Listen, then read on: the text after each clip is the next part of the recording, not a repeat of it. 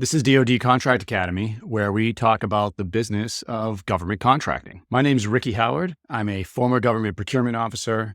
And today we're going to talk about the 3 questions that you need to ask the government to know if you even have a deal, if you even have a shot at winning a contract.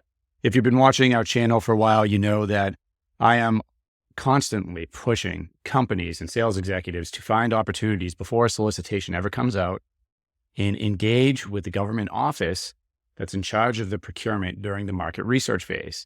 This is essential, as the relationships you develop and the meetings you are able to schedule with the government are really what's going to help you win your contract in the end. Now, when you get your meeting scheduled, and I've done videos on how to schedule meetings with the government and how to do that, but what do you do once you're in the meeting? Well, often you're giving a demo of the product or tool you have.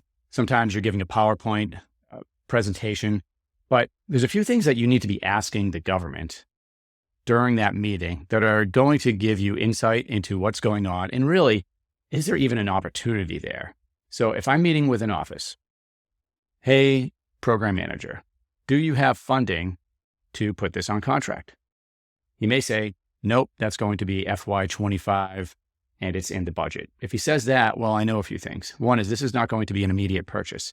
So I need to go back to my CRM, my pipeline, and now I'm estimating the date. I know it's going to be in FY25, sometime between October of 2024 and September of 2025. So the next question I'm going to ask is, well, what is the timeline for purchase? You can ask that directly. Often they don't tell you in a source of sought. And when you ask the question, he may tell you a specific date, or she may tell you something very general, like, well, we're targeting for spring of 2025. Well, that may not be the answer you want to hear, but it's critical in actually managing expectations if you're working in a company. And if it's your company, you need to know, like, realistically, when can funding come in? This is just a free tip. If they say, hey, it's this year's money.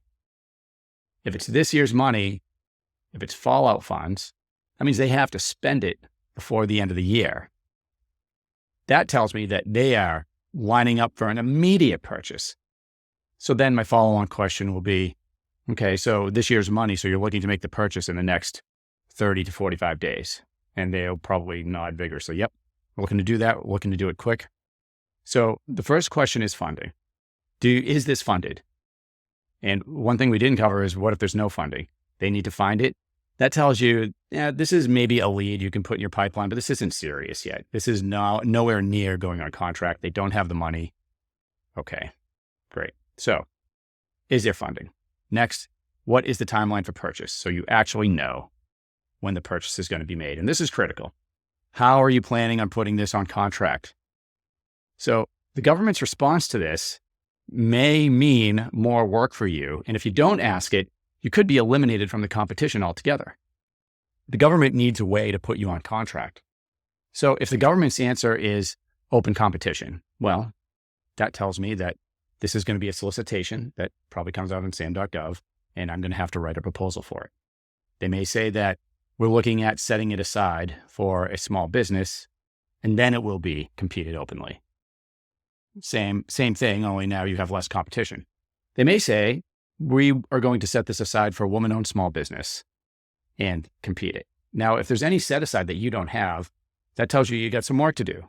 Now, you may have to team up with a company that's a woman-owned small business, or 8A, depending on what they're planning on for a set aside.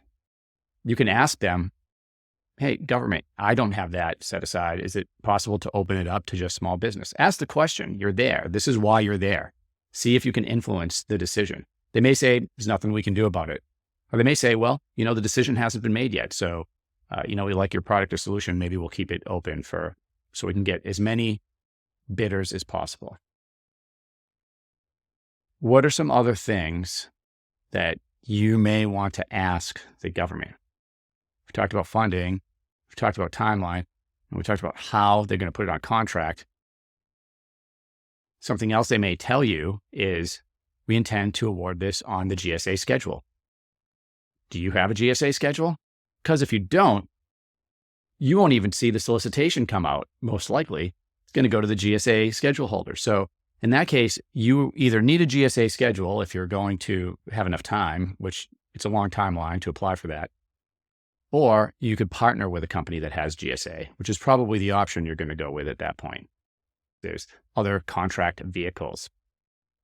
But you want to understand how the government's going to put a company on contract, and if you have the vehicles or the ability to go after that. So those are 3 tips. They're very important. Is there money? What's the timeline? How are they putting you on contract? Understand those things as early as possible, and that can keep you out of trouble. It can make you more competitive when the solicitation comes out. And most importantly, it won't eliminate you because of stupidity, because you didn't ask the question. If you want to learn more about government contracting, if you want to potentially start a consulting business in the government contracting space, acquire the skills to do that, acquire the sales skills to go work for a company as a sales executive, go check out our certification program at govclose.com. We have some great new certified representatives. They're going out there already winning clients. It's really great.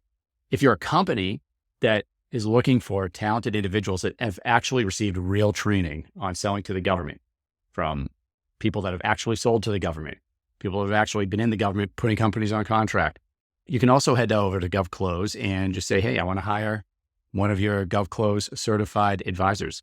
And we can match you with the best representative, depending on what your industry is, what you're trying to do.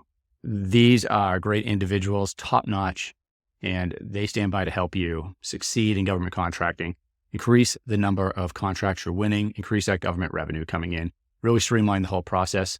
Thanks for listening. Don't forget to subscribe. Please leave some comments and let us know, what videos do you want to see? All right, take care.